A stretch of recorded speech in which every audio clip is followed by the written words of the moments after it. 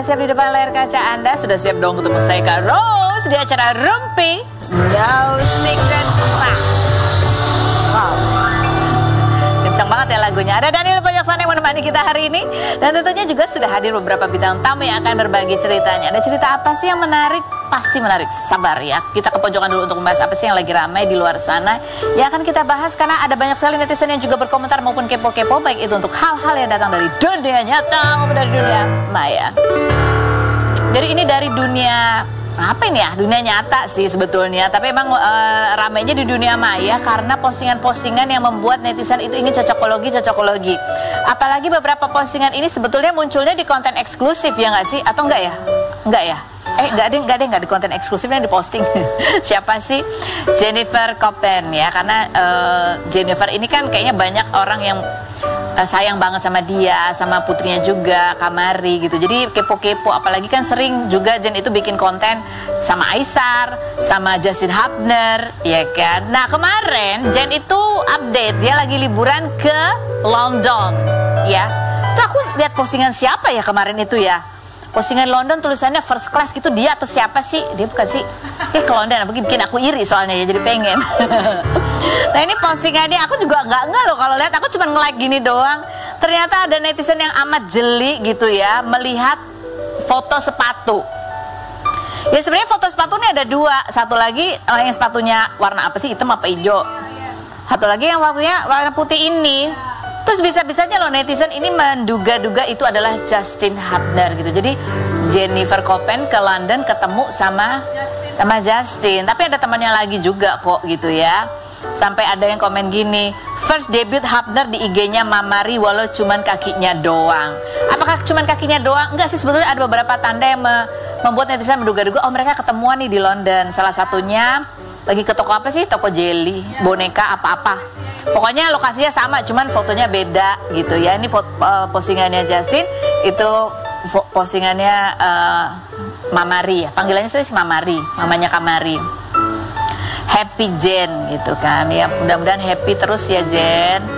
Terus habis itu mereka juga bikin konten TikTok yang gitulah, konten TikToknya juga rame banget lah, membuat orang tuh banyak lah komentarnya itu dari ujung ke ujung, temanya macam-macam gitu ya. Coba kita lihat konten TikToknya berikut ini.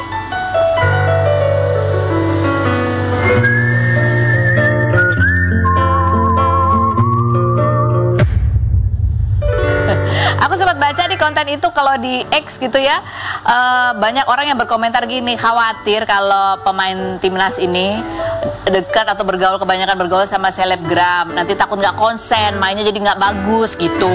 Terus agung perdebatan, hey Jennifer itu bukan selebgram, dia mah udah artis dari kecil dah. Itu keributannya salah satu ya kan.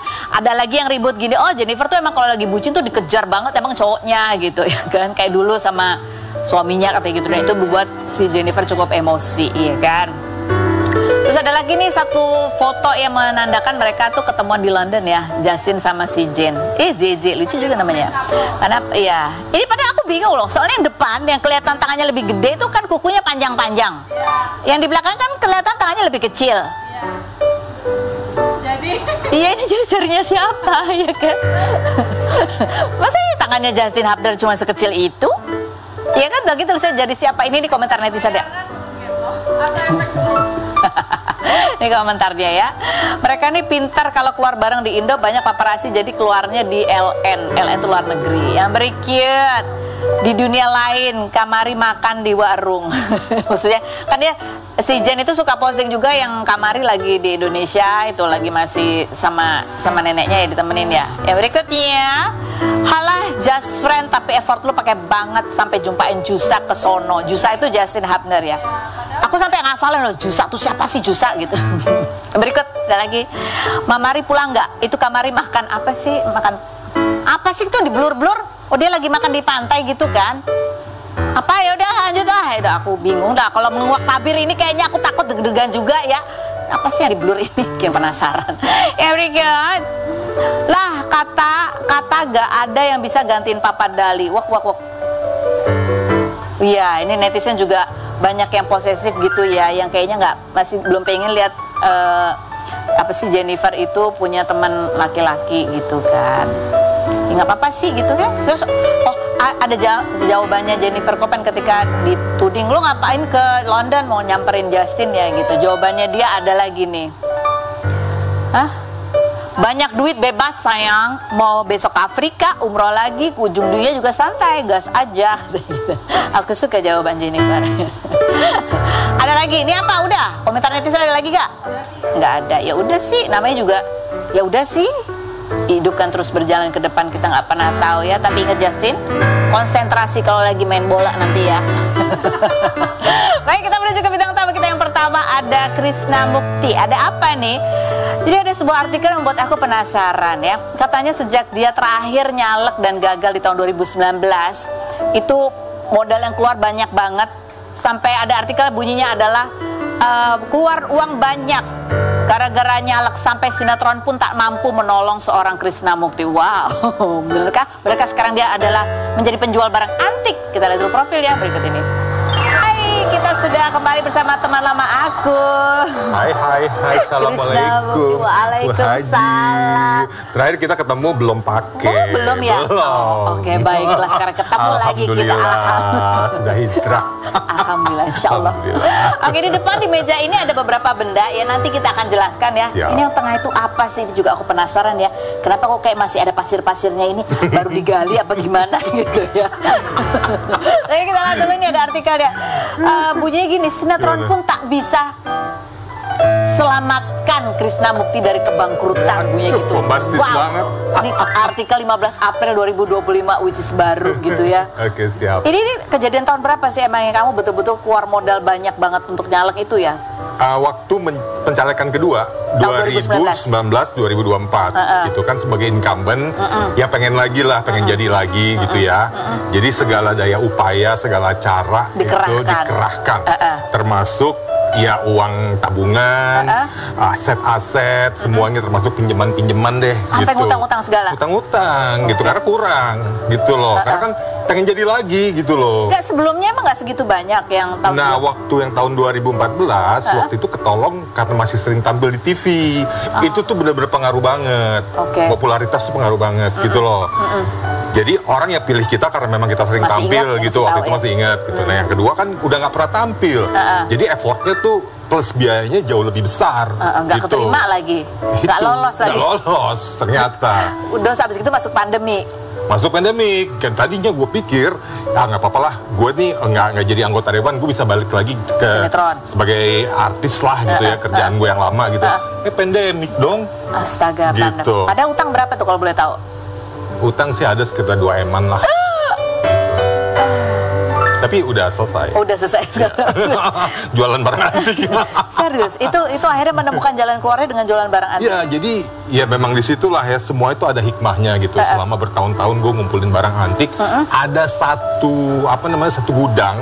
Ya udah, jadi selama gue pandemik itu nggak ada kerjaan sama sekali. Tahu dong, kerjaan kita kan berhubungan dengan orang banyak, dan itu kan nggak boleh kan, off air mau on air kan nggak boleh gitu. Ya udah, akhirnya gue jualan antik melalui online, walaupun jualnya juga jual murah gitu. Jual murah ya. Jual murah, misalnya gue beli 10 juta gitu ya gue jual paling 1 juta 2 juta, udah jual yang penting murah aja. Ada uang lah untuk. Iya, habis nggak ada kerjaan, dan gue juga nggak punya bisnis apapun. Stres banget dong ya? Stres, untungnya gue nggak gila.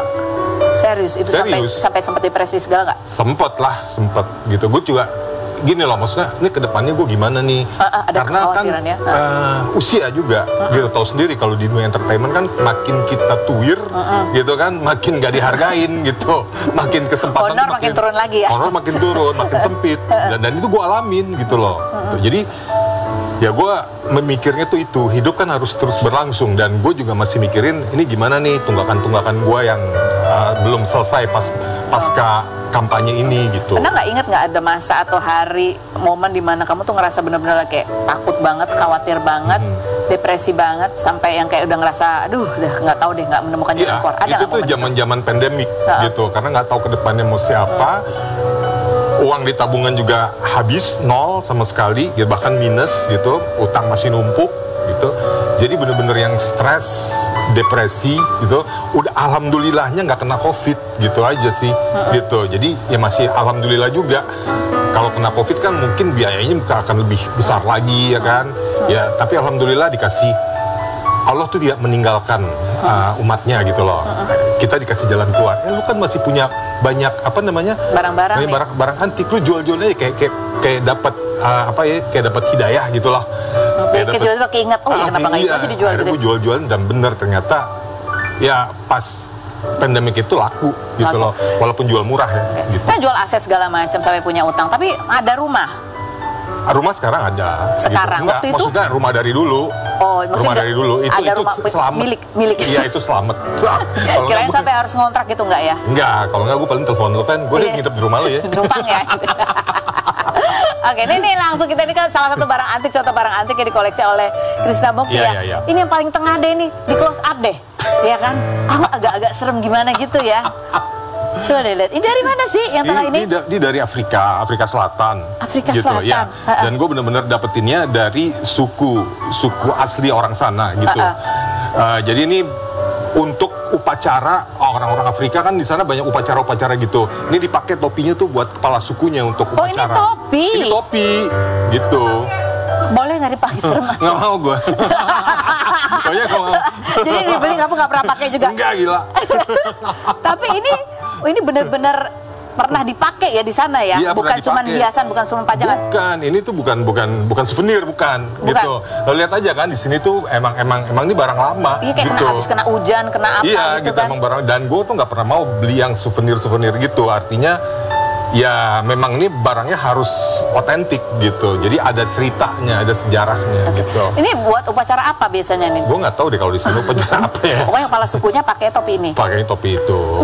Kata penjualnya begitu nih, gue belinya di barang antik juga. Di mana beli barang antik? Di Afrika Selatan. Kamu udah sampai ke Afrika Selatan? Alhamdulillah. Alhamdulillah. Ini waktu apa bertugas sebagai anggota dewan atau? Anggota dewan sih. Oh wow, gitu. Ini kamu oleh-olehnya beginian ya? Iya. Dulu belinya berapa ini? Ini nggak terlalu mahal, paling sekitar sejutaan lah. Sejutaan? Gitu. Oke. Gitu. Kalau di kurs zaman dulu ya? 2017 gue. 2017, oke. Ya. Kan belum 17.000 ya dolar. Belum. Ini kalau malam gitu agak gitu nggak sih? Nggak ada itu baunya nggak ada. Nggak ada yang kayak gitu-gitu? Nggak ada itu. Kamu naruhnya di mana ini? Di kan ada ruangan kecil di rumah gitu, khusus buat topeng-topeng dan topi-topi dari Afrika Selatan. Oh, ada banyak, ada beberapa yang kamu ada. Yang lebih serem dari ini pun ada. Oh, oke. Gitu. Makanya gue mau bawa itu, ntar lo kabur. Ini apa nih? Ini buku apa nih? Ini buku usianya udah 4 abad. Kalau dari tahun 17-an itu berarti 4 abad ya? Iya. Gitu. Gitu. Takut bukanya juga ya? Ya, udah kayak ini kremes-kremes gitu. Buatan tahun 1770 kalau nggak salah. Zaman VOC lah gitu. Ini gue nemunya di Maastricht, kota kecil di Belanda gitu. Ya, dan belinya pun di sebuah gereja tua yang udah jadi toko buku gitu. Ini kertasnya aja sampai kayak hampir pasir-pasir gitu ya. Ini buku apa sih? Ini kayaknya buku tentang hukum deh gitu. Zaman Belanda gitu. Kamu aja nggak ngerti tapi kamu beli gitu bukunya ya? Iya, gue cuma tertarik karena tuanya aja. Tapi kan depannya juga udah covernya juga udah diganti ini kan? Bukan cover diganti, asli. Enggak, bukan. Gitu. Berapa buku yang kamu beli dari Maastricht? Ada yang lainnya kecil-kecil, yang gedenya cuma ini doang karena lumayan mahal. Ini harganya sekitar 15 jutaan. Hah? Ya. Ini? Iya. Itu. Nah, kalau ini dapatnya di Peru, ya. Ikan. Ikan mah orang diapain Peru, ya? Jadi ini ikan adalah asin? bukan ikan bukan ikan gabus. Bukan ikan selar juga bukan ya? Bukan ikan mujair bukan? Bukan. Ini ikan piranha ya, ikan piranha. Di sana ini udah jadi souvenir kalau kayak gini. Oh, itu souvenir ya? Souvenir, kalau ini souvenir. Tapi dari piranha hidup. Udah di offset, dikeringkan begini. Jadi wisatawan boleh beli. Ya Allah, dia sampai rontok-rontok dikit loh itu. Iya. Namanya juga barang asli. Tuh lihat, giginya tajam-tajam gitu emang nih. Ini beneran piranha ya? Beneran, coba aja masukin tangan lo situ. Enggak, antar dia hidup. Coba kita lihat di rumahnya Krisna Mukti kayak apa sih itu koleksi barang antik ya. Kita lihat yang berikut. Ini pertanyaanku ya. Kamu sudah pernah ke Machu Picchu? Dalam rangka apa menjadi anggota dewan ke Machu Picchu? Kerja. Tapi gitu deh. Wah, oke, tahun berapa nanti ada nyalak aku itu? 2009 daftar. Itu dari mulai koleksi begitu dari tahun berapa? Sejak menyalek atau dari sebelumnya? Udah lama sih, dari tahun 90-an gitu. Tahun 90-an. Cuman pas jadi anggota dewan makin menjadi-jadi. Makin menjadi-jadi. Gitu, karena punya kesempatan pergi ke luar negeri sering yang kan, jarang yang dikunjungi. jarang-jarang gitu kan. Kayak ke Peru, ke Chile, Argentina, terus Afrika Selatan kayak gitu-gitu. Kalau kita keluarin duit sendiri kan males juga ya. Terbangnya aja 35 jam gitu kan. Mumpung lagi juga ada pekerjaan. Ada tugas, jadi ya sekalian aja gitu. Koleksi. Jadi kamu itu ada budget nggak? Belanja barang antik ini ada budgetnya nggak? Nggak ada sih, ya bebas-bebas aja. Kalau gitu. suka lihat lucu. Iya kan sedapatnya, sepunyanya duitnya berapa gitu, nggak maksa juga. Kan orang mah beli kan barang-barang branded ya kan, beli tas apa segala macam. Jadi kamu perginya ke? Ya ini barang branded gue kayak gini. Ini jadi cari apa? Pasar loak. Pasar loak. Dan gue nggak pernah beli di galeri karena kalau di galeri harganya udah 10 kali lipat. Jadi gitu. kamu ke pasar-pasar. Iya pasar-pasar gitu. Loak. Terus Barang ke rumah-rumah orang yang jual barang-barang antik gini gitu. Oh, ya ampun. Baik di Indonesia maupun di luar. Oke. Ini kan kamu udah pernah ke beberapa negara ya. Di negara mana yang barang antiknya bikin kamu kalap banget? Argentina. Argentina? Iya, jadi Argentina itu setiap weekend, Jumat, Sabtu, Minggu, itu ada satu jalan, gue lupa namanya jalan apa, itu sepanjang 10 km, itu digelar pasar barang antik. Dan lu kalap di situ. Oke, baiklah. Beran. Barang yang paling susah nawar tuh di negara mana? Yang paling susah nawar itu di negara Peru. Karena kebanyakan nggak bisa bahasa Inggris. Kalkulator? Kalkulator jadinya gitu. Juga ya. Negara mana yang barang antiknya sebenarnya menurut kamu bagus, tapi sebenarnya nggak banyak orang yang tertarik untuk beli? Yang unik banget gitu, sampai orang nggak kepikiran lah beli itu gitu. Gue belum pernah ke negara Eropa Timur ya. Katanya sih negara Eropa Timur tuh begitu. Karena bekas perang kan gitu. Jadi ada banyak sekali yang di situ. Jadi udah berapa persen kamu jual nih barang dari koleksi kamu? Kalau di gudang sih kayaknya udah tinggal 10% deh. Gitu udah. Udah tinggal di gudang ya? Iya di gudang. Yang dipajang itu masih ada? Enggak, yang dipajang sih nggak dijual karena punya nilai historis. Ini kalau misalnya balik ke Krisnamukti yang antik ya, yang di usia 20 tahun. Kamu nih, kamu mau pesen apa sama Krisnamukti yang zaman dulu? Pesen gini, gue nih kan orangnya kalau ada uang tuh gimana ya, artinya ya udah pakai aja dulu, gimana nanti urusan nanti gitu. Kayaknya nggak boleh seperti itu gitu. Gue pengen kalau gue bisa muda lagi gitu, gue pengen lebih ke masalah finansial gue tuh lebih rapih, lebih teratur gitu. Jadi di hari tua itu nggak kayak gini gitu. Sekarang jual beli emas deh lah. Oke, berikut ada Ayusita yang akan berbagi cerita. Kita lihat dulu profilnya berikut ini. Kita sekarang sudah bersama dengan Ayusita. Apa kabar sih, Bu? Baik sekali. Kenapa sih kamu deg-degan ketemu aku? Tahu aku selalu kayak gitu dari dulu, kayak ada. Kayak dulu bertanya apa sih gitu ya? Iya, kayak apa sih? Kita mau bahas sebuah fenomena aja dari netizen. Fenomena alam. Bukan. Apa sih? Dari dunia hiburan, ya kan? Gara-gara kemarin tuh Luna Maya kan kita menghitung detik-detik dia akan menikah. Nah, sementara kan orang tuh kadang melihat Luna Maya itu sebagai salah satu panutan. Kalau pada saat Lebaran atau hari besar tuh ditanya, kamu kapan nikah gitu? Tunggu Luna Maya. Lah, Luna Maya udah mau nikah ya kan? Nah, jadi pada nanya nih, ini kan ada postingan ya soal postingan ini. Untuk cewek yang dulu bilang selama Luna Maya dan Pevita Pierce masih single, kita aman. Nah, apa kabar sekarang? Udah pada nikah? Pevita udah nikah ya, Luna Maya on the way. Jantung aman kayak gitu. Ini salah satu konten-konten netizen. Yang berikut ada lagi? Komennya langsung. Ibuku kemarin bilang, tuh Luna Maya udah nikah, kamu kapan? Aku bilang nunggu besti aku nikah. Besti yaitu Ariel Tatum, Ayusita, Yuki Kato. Ada lagi komennya. Tenang, masih ada Yuki Kato sama Ayusita, Adinia Wirasti, dan santai aja lah katanya. Yang berikut ada lagi. Selama Yuki Kato, Ariel Tatum, Ayusita belum nikah, kita aman ya guys. Kamu tahu nggak ada fenomena ini? Aku nggak tahu kalau aku jadi salah satu patokan. Aku harus tersanjung atau bagaimana ya? Bingung ya rasanya tersanjung atau gimana gitu, tertohok. I take that as a compliment sih. Adinia Wirasti tuh sepupuan masih kan sama kamu ya? Iya, sepupu. Kalian tuh ya, aku pengen tanya nih, kalau kalian kan ya keluarganya ada banyak yang terkenal juga. Itu juga mengalami fenomena gitu nggak sih, setiap kali pertemuan keluarga ditanya kapan gitu? Justru aku merasanya di keluarga kami tuh hampir nggak pernah ada pertanyaan itu. Hampir nggak pernah ada? Nggak pernah. Jadi kayak kalau orang-orang nervous mau lebaran gitu kan, biasa kayak aduh malas nih nanti ditanya ini, ditanya itu. Aku nggak ngerasa pernah ditanya kayak gitu, kayak mungkin mereka udah ini kali ya, udah ngelihatnya Ayu kayak ya udah terserah deh lu mau ngapain, kayaknya gitu deh. Bener ya. Jadi kalian kalau basa-basi gitu, kalau ketemu basa-basinya gimana ngomongnya? Pertanyaan apa biasanya sering keluar? Oh, kalau antar sepupu? Ya nggak ada, kita ngobrolin. Kalau sama tante-tante kan biasanya suka nanya tante-tante gitu. Enggak, mereka tuh bukan nanya ya, kalau para tante, bude gitu kayak bukan yang kapan, kok belum ada, bukan yang kayak gitu sih, kayak lebih ke mudah-mudahan diperdoakan. Memang lebih gitu. Jadi bukan nggak di-push ya? gitu. Aku sih ngerasanya nggak di-push. Jadi atau itu lagi nge-push, aku nggak ngerasa ke-push. Ini ada cuplikan video ini tahun berapa sih? 2 tahun yang lalu ya? Oh, Desember. Apa? Aku pernah ngomong apa deh?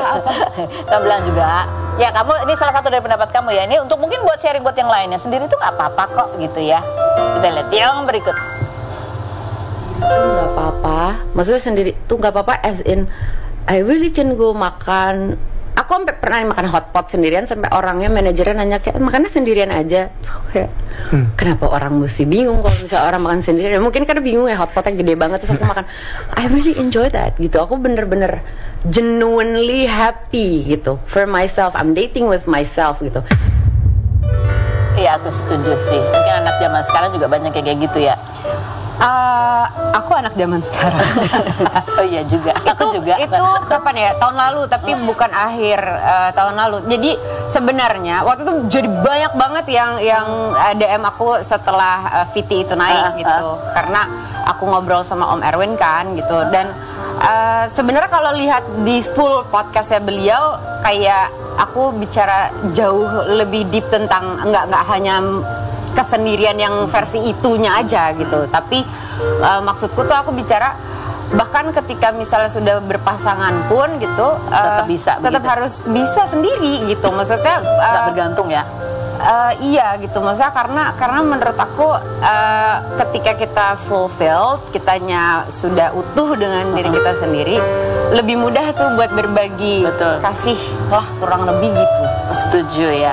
Oke, ini kalau kita nanya lagi ke Ayusita, ini kan pasti banyak, atau pernah nggak sih kamu kepikiran ini sebuah konsep pernikahan tuh kan sebuah, banyak orang yang berpikir panjang nih kalau menikah karena sebuah komitmen. Ada juga yang menikah tuh kayak ya habis ini pasti nikah. Buat kamu sendiri tuh tipe yang akan berpikir matang banget, oh nikah nih harus gini, harus fulfill, harus ada saat yang tepat dan lain sebagainya, atau yang ya next ini kayaknya emang harusnya nikah? Oke, kan kalau manusia itu kan being ya, jadi akan terus berproses, berubah-ubah gitu. Sebenarnya Ayushita sendiri pun punya konsep tentang pernikahan itu juga berubah-berubah gitu dari waktu dulu gitu. Waktu baru selesai SMA, baru masuk kuliah tuh rasanya kayak, aku pengen cepet-cepet nikah, kayaknya seru ya, inu apa segala macem. Terus nanti pas udah nambah lagi umurnya, kayaknya enggak ya gitu. Atau terus habis itu makin nambah lagi kayak, apa nggak usah sama sekali, apa oh ternyata. Oke, kalau sekarang selain berikut ini jangan kemana-mana, tetap di Ruby Klasik.